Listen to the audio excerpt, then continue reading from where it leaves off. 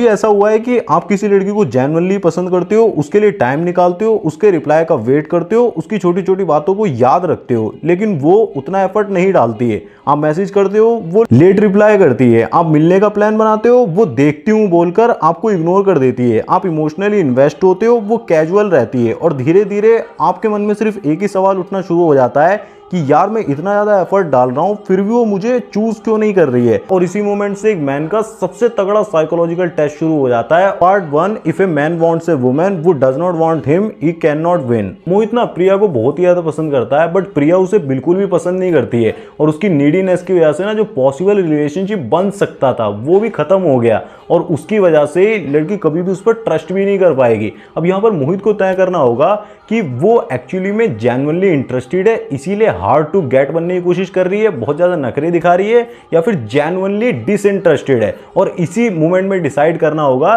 कि अब उसे आगे जाना चाहिए या फिर पूरी तरीके से मूव ऑन कर जाना चाहिए। अगर वो सच में डिसइंटरेस्टेड है, आगे मैं बताता हूँ कैसे पता करते हैं जेन्युइनली इंटरेस्टेड है तभी नखरे दिखा रही है या फिर डिसइंटरेस्टेड है, उसके लिए वीडियो में आगे बने रहो। अगर वो डिसइंटरेस्टेड है तो मूव ऑन कर जाना ही सबसे बेस्ट ऑप्शन होगा। वो कैसे करते हैं सारी चीजें क्लियर करूंगा वीडियो में। फिलहाल एक एग्जांपल समझा देता हूं। जैसे कि आप एक कंपनी में जॉब करने के लिए बहुत ही ज्यादा इंटरेस्टेड हो, बहुत ही ज्यादा कंपनी को पसंद कर रहे हो, बट कंपनी बिल्कुल भी आपके अंदर इंटरेस्टेड नहीं है। आपने अपनी फाइल भी भेज दी, डेली डेली फॉलो अप कर रहे हो, ईमेल्स भेज रहे हो, खूब अपने एफर्ट्स डाल रहे हो, बट कंपनी इससे क्या हो रहा है, उल्टा आपसे इंप्रेस होने की बजाय बहुत ही ज्यादा इरिटेट हो रही है। सेम यही चीज रिलेशनशिप के अंदर होती है। जितना ज्यादा आप चेज करते हो उतना ज्यादा आपकी वैल्यू गिर जाती है, because desperation kills attraction. Part 2, neediness destroys trust. Suppose करो एक लड़का एक लड़की को हर 10 मिनट में मैसेज कर देता है, क्या कर रही हो, क्या हो रहा है, किससे बात कर रही थी, मुझे याद कर रही हो कि नहीं, मुझे तुम्हारी बहुत ही ज्यादा याद आ रही है। तो स्टार्टिंग में तो लड़की को बहुत अच्छा लगता है, मजा आता है कि मेरी कितनी ज्यादा केयर करता है, मेरा कितना ज्यादा ख्याल रखता है।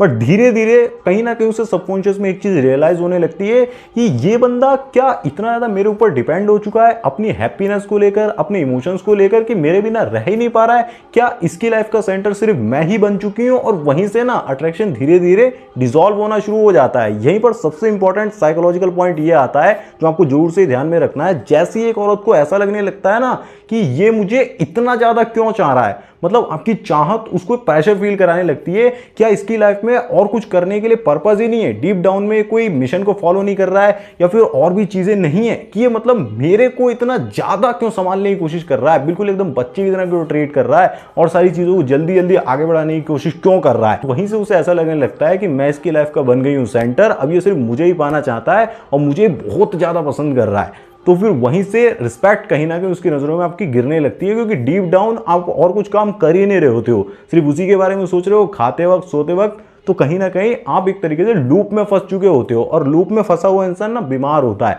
बीमार इंसान कभी अट्रैक्शन को क्रिएट नहीं करता है। अट्रैक्शन क्रिएट होता है हाई मैस्कुलिन कोर से। Part 3, masculine core versus feminine core. Masculine core की प्रायोरिटी होती है लाइफ के अंदर मिशन, एक पर्पस, एक डायरेक्शन होना। वहीं पर फेमिनाइन कोर की प्रायोरिटी होती है लाइफ के अंदर लव, इंटीमेसी और कनेक्शन होना। और जब ये दोनों लोग पूरी तरीके से अपने रूल्स को फॉलो करते हैं ना, अपनी इनर कोर एनर्जी के हिसाब से, जैसे कि मैन ज्यादातर मैस्कुलिन होते हैं, फेमिनाइन जो वुमेन होती है वो फेमिनाइन एनर्जी के साथ जीती हैं, जब ये फॉलो करते हैं तभी नेचुरल वे में अट्रैक्शन फ्लो करता है। बट जैसे ही दोनों एक दूसरे की एनर्जी को, जिसे कहते हैं रीडायरेक्ट करना शुरू कर देते हैं ना, रिवर्स करना शुरू कर देते हैं, मतलब वुमेन काफी ज्यादा मैस्कुलिन होने की कोशिश करती है और मेल्स काफी ज्यादा फेमिनाइन होने लगते हैं। जैसे कि जब एक बंदा बहुत ज्यादा इमोशनल हो जाता है, वो बहुत ही इमोशनली रिएक्ट करता है, अपने पर्पस से पहले इंटीमेसी को रख देता है, मतलब बहुत ही ज़्यादा रिलेशनशिप की, कमिटमेंट की डिमांड करने लगता है ज़बरदस्ती। और वहीं पर फेमिनाइन बहुत ही ज़्यादा स्पेस मांगने लगती है, फ्रीडम मांगने लगती है, अपने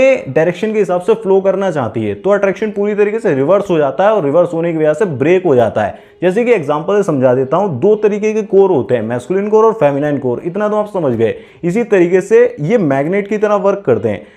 जैसे कि यूनिवर्स का लॉ है, साउथ पोल और जो नॉर्थ पोल है वो आपस में एक दूसरे को अट्रैक्ट करते हैं ना, इसी तरीके से अर्थ स्टेबल है। इसी तरीके से जो मैस्कुलिन एनर्जी होती है, फेमिनाइन एनर्जी होती है ना, वो भी एक दूसरे को अट्रैक्ट करते हैं। अगर सिर्फ फेमिनाइन हो दोनों तरफ तो वो बॉर्डम को क्रिएट करते हैं, वहां पर स्पार्क नहीं होता है। मैस्कुलिन होंगे तो वहां पर भी कंपटीशन क्रिएट होगा, अट्रैक्शन वाला स्पार्क क्रिएट नहीं होता है। अट्रैक्शन का स्पार्क क्रिएट करने के लिए एक हाई फेमिनाइन एनर्जी और एक हाई मैस्कुलिन एनर्जी का होना बहुत ही ज्यादा जरूरी है। जब एक मैन हाई मैस्कुलिन कोर के साथ इंडिपेंडेंट होता है बहुत ज़्यादा और फेमिनाइन लव से भरी हुई होती है, तो वो चीज़ें बहुत ही जल्दी अलाइन होती है, नेचुरली अट्रैक्शन बिल्ड होता है। अब आपके मन में सवाल होगा कि मैस्कुलिन कोर को हम कैसे बिल्ड कर सकते हैं, कैसे उसे और ज़्यादा स्ट्रॉन्ग कर सकते हैं ताकि फीमेल एनर्जी और ज़्यादा अट्रैक्ट हो, तो वो मैं आगे वीडियो में बताने वाला हूं। उससे पहले आप ये समझ लीजिए, part 4 hard to get versus genuine disinterest, ये सबसे ज्यादा कंफ्यूजिंग पार्ट होता है। कभी कभी तो लड़की बहुत ही ज्यादा हार्ड टू गेट प्ले कर रही होती है कि मुझे इंप्रेस करना पटाना बहुत ही ज्यादा मुश्किल है, और कभी कभी वो बहुत ही ज्यादा जेन्युइनली जिसे कहते हैं डिसइंटरेस्टेड होती है, इंटरेस्टेड नहीं होती है। तो आप कैसे फाइंड कर सकती हो कि जिस गर्ल को आप अपनी लाइफ में लाना चाह रहे हो एक्चुअली वो आपके अंदर इंटरेस्टेड है भी या फिर नहीं। तो हार्ड टू गेट जब वो होगी ना, तो उसके कुछ क्लियर साइंस होंगे, जैसे कि वो बहुत ही ज्यादा बिजी तो रहती है बट फिर भी आपके लिए टाइम निकाल लेती है, वो स्लोली रिप्लाई करती है बट इंटरेस्ट को जरूर से शो करती है, प्लान्स को कैंसिल कर देती है फिर उसके बाद प्लान्स बनाती है, या फिर एक तरीके से कह सकते हैं कि आपको समय देती है और इंटरेस्ट को भी धीरे धीरे शो करती है, मतलब थोड़ा सा टीज करती है, थोड़ा सा डिस्टेंस को भी मेंटेन करती है। तो यहां पर समझ लो कि इंटरेस्टेड तो है बट कहीं ना कहीं टेस्टिंग चल रही है, तो एक तरीके से हार्ड टू गेट होता है। और वहीं पर जब वो जेन्युइनली डिसइंटरेस्टेड होती है, इंटरेस्टेड बिल्कुल नहीं है, तो उसके कुछ क्लियर साइंस होते हैं। वो नो क्यूरियोसिटी को शो करेगी, नो एफर्ट्स डालेगी, किसी भी तरीके का इनिशिएशन बिल्कुल ही बंद हो जाएगा, सामने से कभी कनेक्ट करने की कोशिश नहीं करेगी, फुल्ली जिसे कहते हैं आपकी कॉन्वर्सेशन को इग्नोर कर देगी, कुछ भी नहीं होगा। अगर कुछ नहीं है तो वहां पर कुछ नहीं होगा। अगर भाई ऐसा हो रहा है, एक्चुअली में आप फील कर पा रहे हो, तो आपके लिए उस सिचुएशन से बाहर निकलना, मूव ऑन कर जाना ही सबसे बेटर डिसीजन होगा। भले ही कितना ही आपको पेन हो, कितना ही आपको चीजें खराब हो, आपको बाहर निकलना ही सबसे ज्यादा बेटर चीज होगी। बट मैस्कुलिन कोर उसके लिए भी स्ट्रांग होनी चाहिए, तभी रिएट्रैक्ट भी कर सकते हो, तभी चीजें और ज्यादा पावरफुल हो सकती हैं। वो आगे वीडियो बताता हूं, उसको ध्यान से समझो। बट उससे पहले ये ट्राई कर लेना part 5 ask your friends outside perspective. कभी कभी ऐसा होता है कि हमारे इमोशंस हमारे दिमाग पे इतना ज्यादा हावी हो गए होते हैं ना कि हमें समझ में नहीं आता है कि सिचुएशन क्या है। पूरी तरीके से हम अंधों की तरह, मतलब एक तरीके से होता है ना कि रोड दिखाई नहीं दे रहा, धुंध सी बहुत ज्यादा छा जाती है, उसकी वजह से हम समझ नहीं पाते हैं कि वो हमें पसंद कर रही है या फिर नहीं।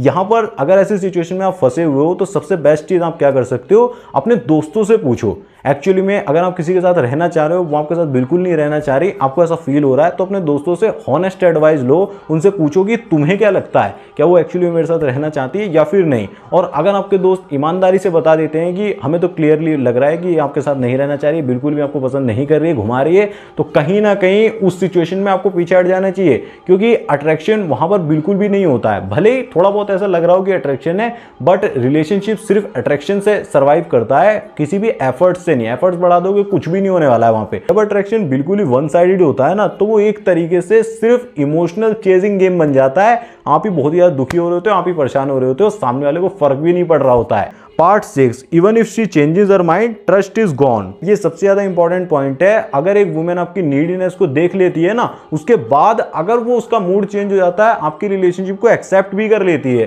तो भी वहां पर ट्रस्ट वीक ही रहेगा। क्योंकि एक वुमेन को अगर एक बार ये पता लग गया ना कि इसे मेरी बहुत ही ज्यादा जरूरत है, उसे ऐसा लगता है कि अगर मैं इसकी लाइफ से चली गई ना तो ये पूरी तरीके से टूट जाएगा, तो वहां पर रिस्पेक्ट बहुत ही ज्यादा कम हो जाती है। और जहां पर रिस्पेक्ट कम होती है ना, वहां पर अट्रैक्शन हमेशा वीक ही रहता है। Part 7 you are punishing yourself. मेरी ये बात हमेशा याद रखना, you are only punishing yourself when you want relationship more than she does. इसका क्या मतलब हुआ, आप ही बहुत ज्यादा वेट करते हो, आप ही एंजाइटी को फील करते हो, आप ही बहुत ज्यादा एफर्ट्स को डालते रहते हो, उसकी तरफ से कुछ भी नहीं आता है, वो अपनी लाइफ में बहुत ही ज्यादा ईजी है। तो इसका मतलब ये होता है कि कहीं ना कहीं इमोशनल इम्बैलेंस को क्रिएट करता है, जिसकी वजह से आप इमोशनली बहुत ज्यादा एग्जॉस्ट हो रहे होते हो। फॉर एग्जाम्पल, दो स्टूडेंट्स ने आपस में साथ में एग्जाम दिया, एक बंदा तो बहुत ज्यादा टेंशन में है कि रिजल्ट क्या आएगा, क्या चीजें होंगी, बट वहीं पर दूसरा बंदा बहुत ज्यादा रिलैक्स है, उसे कोई एग्जाम की पड़ी ही नहीं है। तो एक तरीके से ना ये तब सिचुएशन क्रिएट होती है, डिफरेंस तब क्रिएट होता है जब आप बहुत ज्यादा इन्वेस्ट कर देते हो। अगर ये इनबैलेंस क्रिएट हो गया तो वहां पर थोड़ा स्पेस देना,